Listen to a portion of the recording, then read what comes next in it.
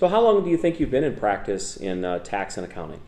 I started my practice in 1980, so 39 years, but I started very young. If you think back to 1980 and the volume of paper that you had in the office, and I've often heard you mention that your office is paperless, and that sounds amazing in a world of tax preparation where there's so much paper involved. Can you describe what it means to be paperless and how you managed to get your practice to that point? I can remember buying the practice, and a part of the equipment that we purchased were calculators and desks and file cabinets and more file cabinets. And then 3 years into my practice, we moved my office, and the biggest expense was moving the file cabinet after file cabinet. And so in 2005, we made the leap at that time to go to a paperless office. And it was a work in progress. I would say it probably took us 2 to 3 years to be fully implemented paperless. But now we retain no paper copies of anything for anyone. All original documents coming into our office go back to our client. We retain no paper.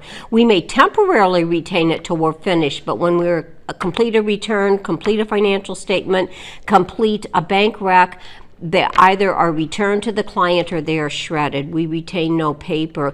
It has improved the efficiency of our office many times over. No longer do I pay someone to go file something in a file folder. No longer do I pay someone to go pull a file folder out of the file so I can prepare their tax return. No longer do I pay someone to go refile that same file folder that I paid them to pull it out of in the beginning. Now it is all done at the preparer's desk. Everything is filed away, and there are many ways to do paperless office. Just because I chose one way doesn't mean it's the only way. There are many ways. There are document management softwares out there that you can purchase that make it very, very easy to make that transition from paper to paperless.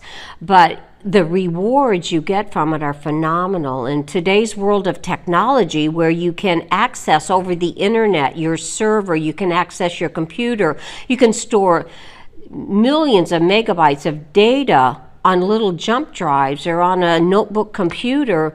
You have all that access at your fingertips, no longer file cabinets. It's just, I have no number to tell you about how much it is saved. I just know efficiency-wise, we do a couple thousand tax returns through our office with 3 preparers.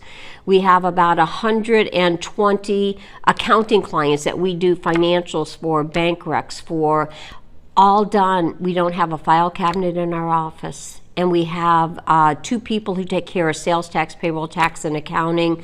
The efficiency is just phenomenal. What was actually the physical process of going paperless with those records that were in file cabinets and file cabinets? Was it something that you ended up shredding, or did you scan that documentation? Or if someone else is looking at going paperless and they've got that room full of file cabinets, what would you suggest they do? Probably in today's day and age, because back in 2005, that was 14 years ago, the shredding services were not available then. It was expensive to hire someone to come in to do that. I live in a small town. As far as I know, at that time, we didn't have that service that we could take them somewhere.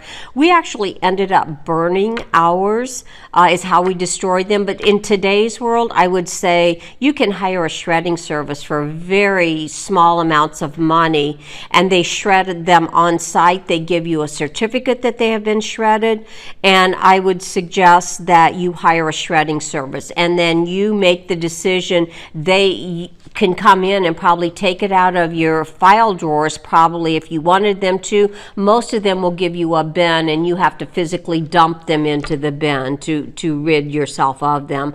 But that would be the first start. You certainly have the choice of taking all those documents before you shred them and scanning them in. If you really want to keep 20 years worth of documents, that's certainly your choice, but it will be a time-consuming process if you want to scan those in before you shred them.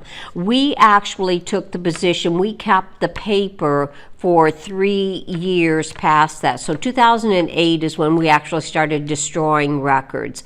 Up until that time, we just started in '05 scanning in paperless.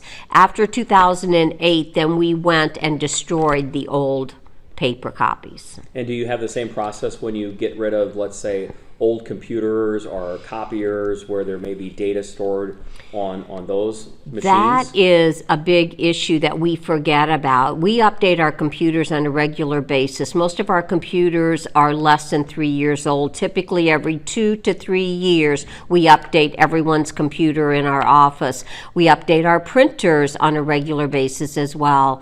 And the item that we forget about is there's a lot of data sitting on those computers. Now our server has the most data. But again, the shredding service we use will take our computers and destroy them for us. We have to schedule an appointment, and they bring the equipment necessary to our office, and they actually shred or destroy that. Another way is a good old hammer. I mean, get that hard drive destroyed so that any data would not be usable.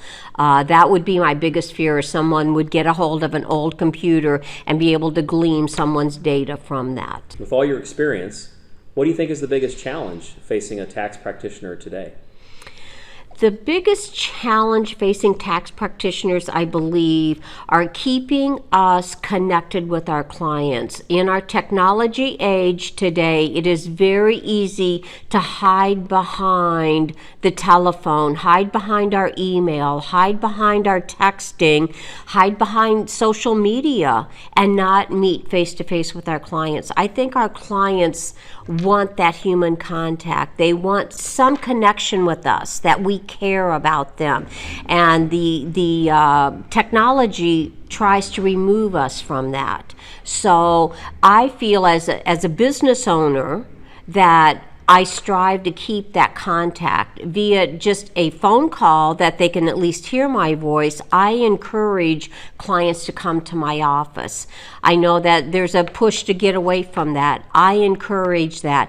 And maybe in this world, using Skype or using your webcams might be a way that you could keep that at least face-to-face contact with your clients. But I think as a business owner, that's going to be one of our biggest problems.